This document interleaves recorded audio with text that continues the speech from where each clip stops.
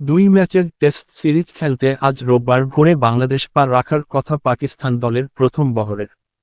আগামীকাল ভোর 4টায় ঢাকায় পা রাখার পর সোমবার ভোরে দ্বিতীয় বহরের ঢাকায় পা রাখার কথা। মূলত পিএসএল ফাইনালের কারণে দুই দফায় ভাগ হয়ে বাংলাদেশ আসছে পাকিস্তান দল। আজ ভোরে ঢাকায় পা রেখে পাকিস্তান দল সোমবার থেকে মিরপুরে অনুশীলন শুরু করবে। দুই ম্যাচের টেস্ট সিরিজের প্রথমটি শুরু হবে আগামী 8 মে।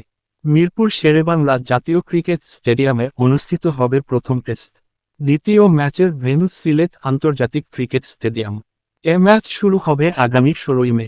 এই টেস্ট সিরিজকে সামনে রেখে ইতোমধ্যে অনুশীলন শুরু করেছে বাংলাদেশ দল। নিউজিল্যান্ডের বিপক্ষে টি-20 সিরিজ শেষে বাকি ক্রিকেটাররা আগামী পরশু থেকে লাল বলের অনুশীলনে যোগ দেবেন।